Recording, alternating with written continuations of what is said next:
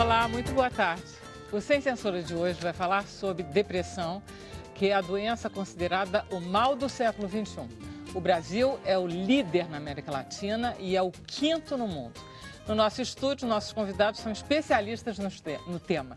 Nós estamos com a Annalícia Gigliotti, que é psiquiatra, chefe do setor de dependências químicas e comportamentais do Serviço de Psiquiatria da Santa Casa de Misericórdia aqui do Rio e é também vice-presidente da Associação Psiquiátrica do Rio de Janeiro. Não satisfeita com isso, ela é filha da Lupe Gigliotti, prima da Sininha de Paula, etc. Uma artista. Prazer em tê-la aqui. Todo meu, Vera, de estar aqui com você. É um prazer imenso de estar aqui no Sem Censura com você, de fato. De verdade. Nós estamos com Manuela Serra, que é autora do livro O Diário Bipolar, onde ela conta a sua história com o transtorno bipolar, com a depressão, com a ansiedade, com síndrome de pânico. Obrigado por ter trazido seu livro aqui conosco. Obrigada a oportunidade de estar mostrando ele aqui para vocês. Obrigado. Nós estamos com Paulo Rebelo, que é diretor de Relações Externas da Associação Brasileira de Medicina do Trabalho.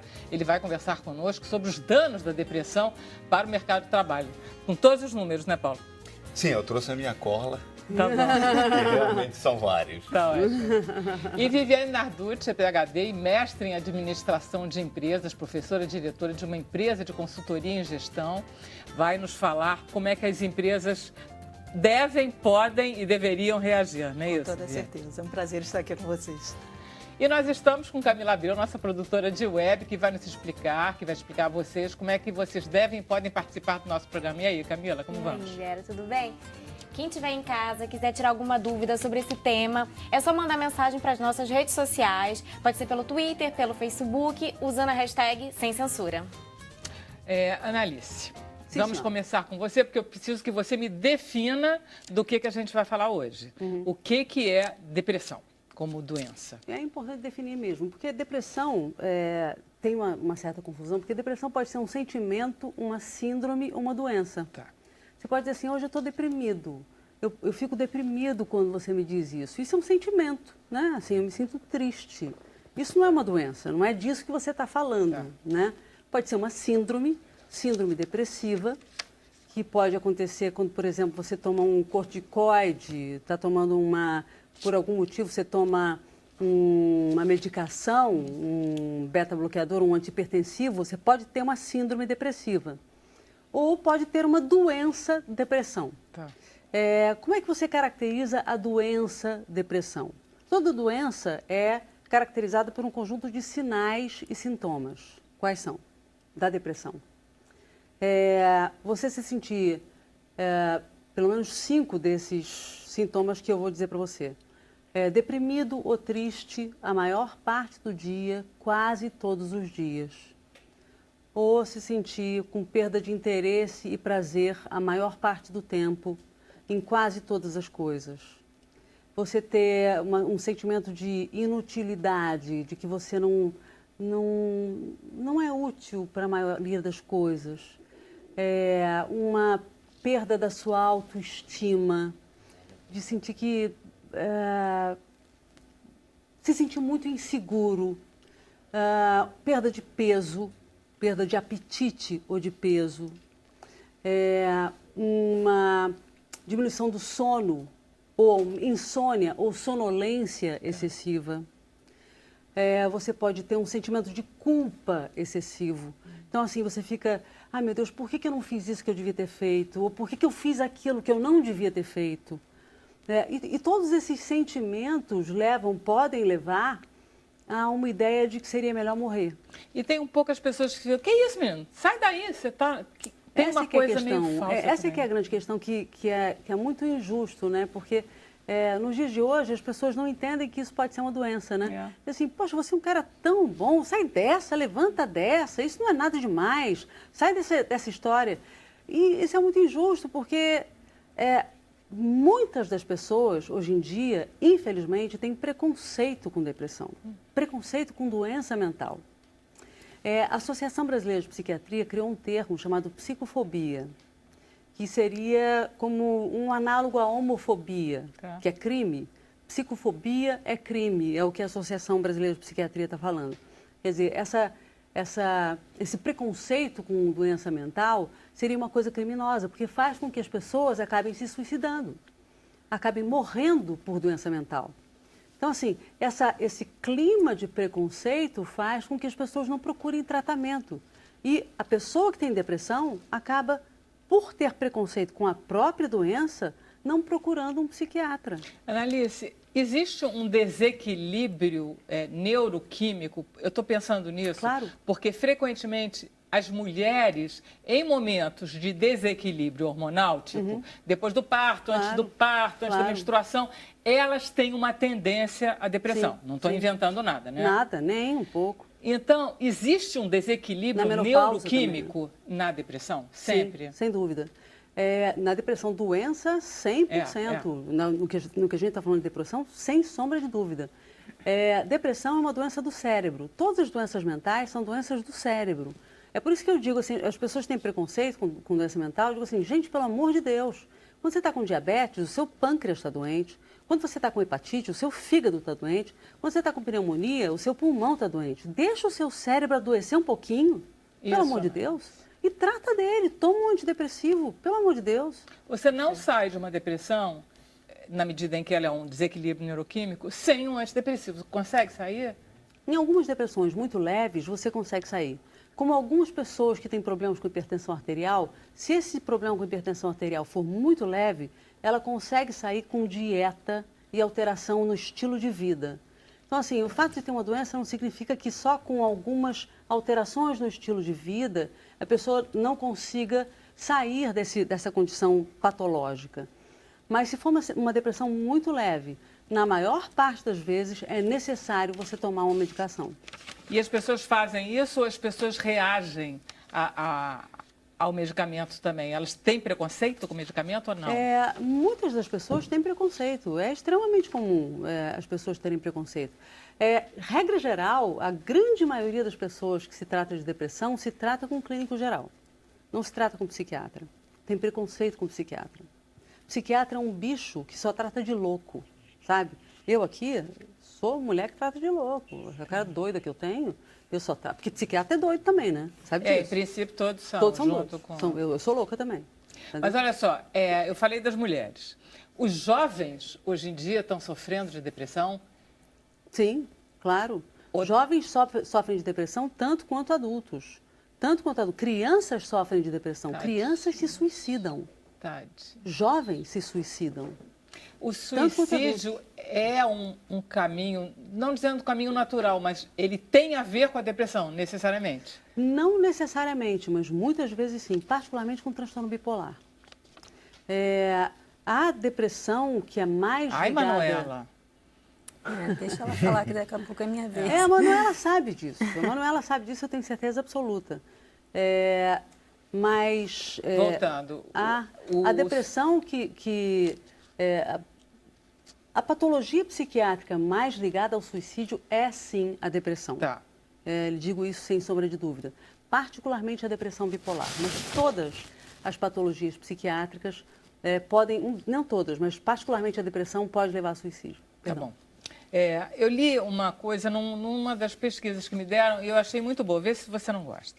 A depressão é uma doença, como qualquer outra. Não é sinal de loucura, nem de preguiça, nem de responsabilidade. Se você anda desanimado, tristonho e acha que a vida perdeu a graça, procure assistência médica. Tá certa? Mais do que certo. Pois é. Na verdade, assim, a perda de interesse e prazer na maior parte das coisas e a depressão, a tristeza, a maior parte do dia, quase todos os dias, são os sintomas cardinais, são os sintomas mais importantes da depressão. Esses são os sintomas que realmente fazem com que as pessoas realmente precisem procurar assistência médica. A Manuela, ela fez uma coisa muito corajosa que eu nunca vi. Eu acho que o seu livro, eu não sei, você deve conhecer muito mais do que eu, a literatura ligada a testemunhos de doenças comportamentais, mas isso é uma coisa muito corajosa de você se expor sendo uma pessoa vítima de transtorno bipolar. Uhum. Qual foi a ideia que você teve quando você resolveu fazer o livro?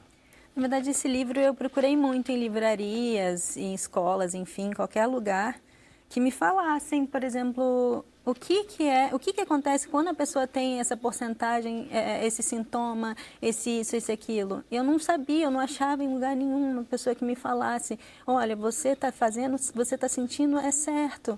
Você realmente tem transtorno bipolar, você tem um problema. Os teus psiquiatras, os clínicos gerais não conseguiam te dizer isso simplesmente? Isso, eu fui diagnosticada 10 anos depois da minha grande ciclagem, que foi uma depressão profunda, com 15 anos. E eu não consegui diagnóstico até os 25 anos. Caramba. Foi muito tempo de sofrimento e de altos e baixos.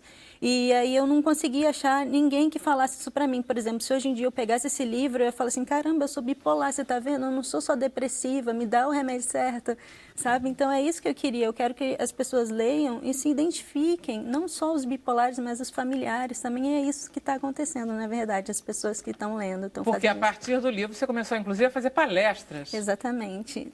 Palestras e bate-papos também sobre a minha vida e eu falo um pouco do livro. Mas como o livro é a minha vida, então eu já começo a contar tudo que as pessoas, tudo que eu gostaria de ouvir, eu falo.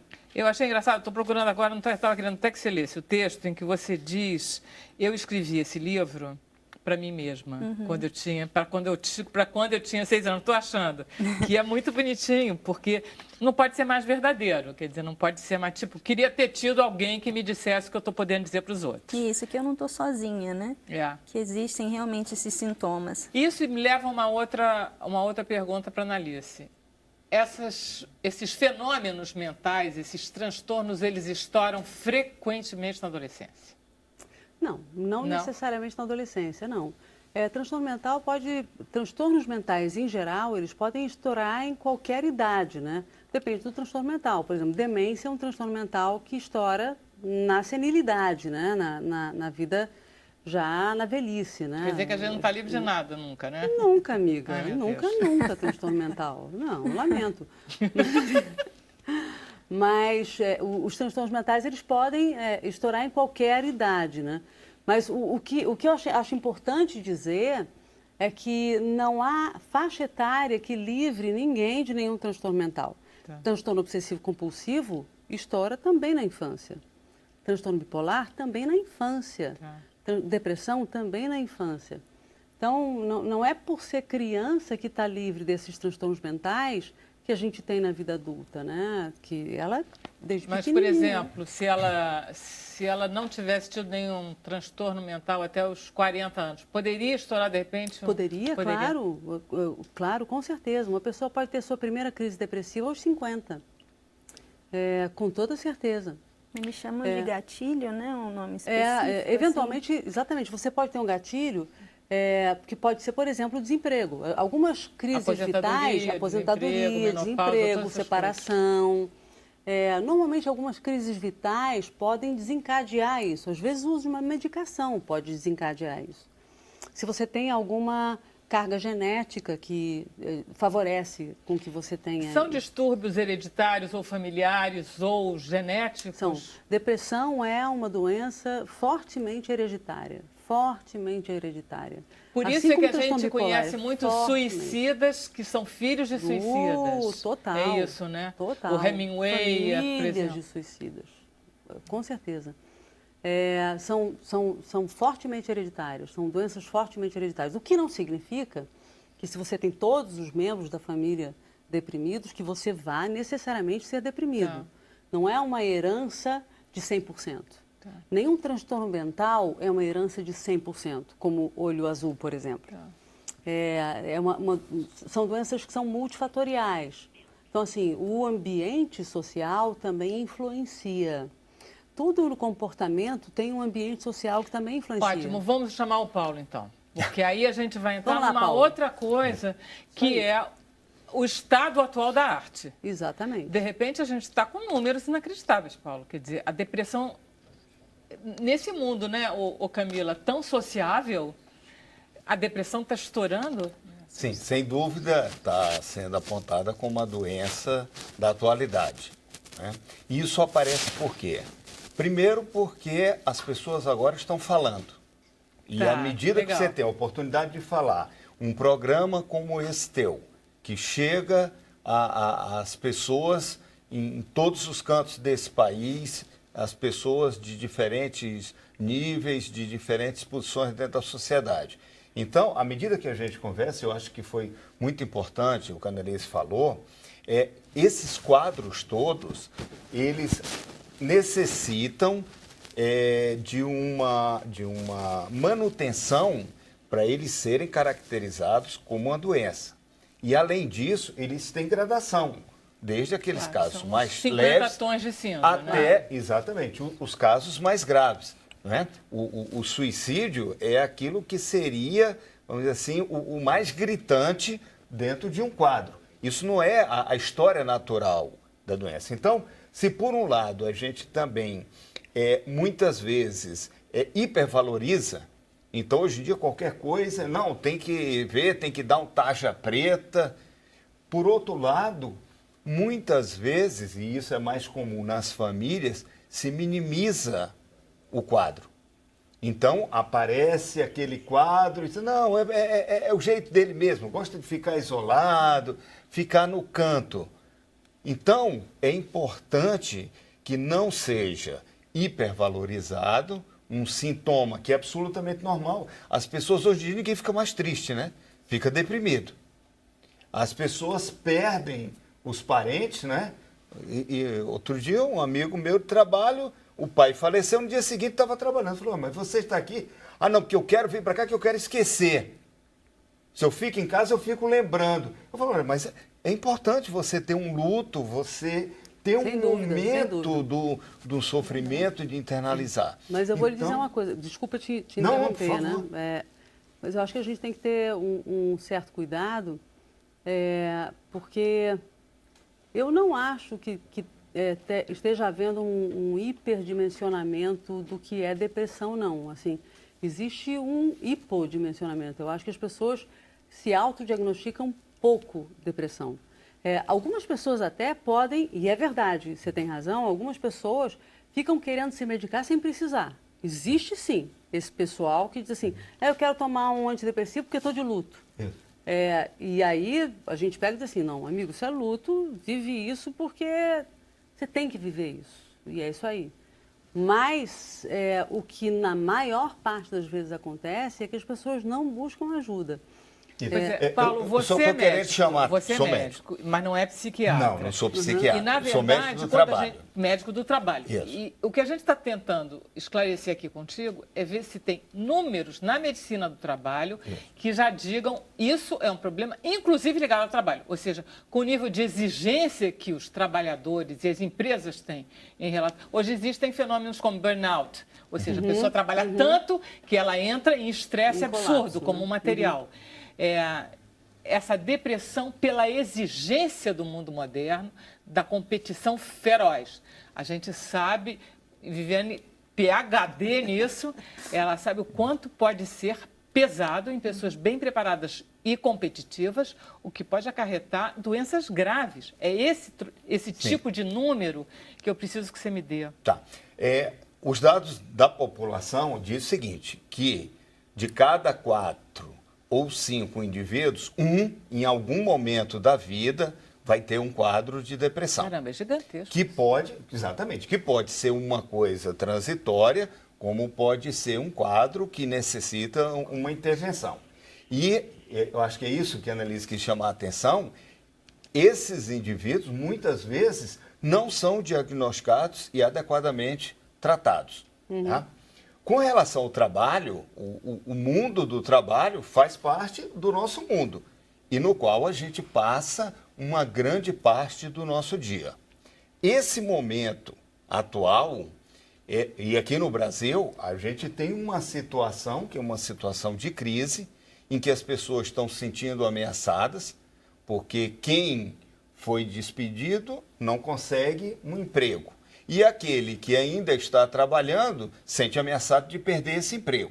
Claro. Então, muitas vezes, esse contexto, quer dizer, é o gatilho. A pessoa já tem um substrato e essa situação vai levá-lo a um quadro de depressão. Tá. Ou Então, não, né? os dados... Ou não, né? Ou não. Ou não. Ele pode tão somente ficar triste, Isso. estressado e nem por isso estar Tá. doente. Deixa eu ir para o intervalo, porque depois eu quero voltar com a Viviane também, que eu ainda não pus a Viviane na conversa. Mas eu preciso fazer um intervalinho rapidinho. Ok. A gente já volta. Depois do intervalo, nós vamos saber mais ainda sobre as consequências, os efeitos da depressão. O Sem Censura volta já já.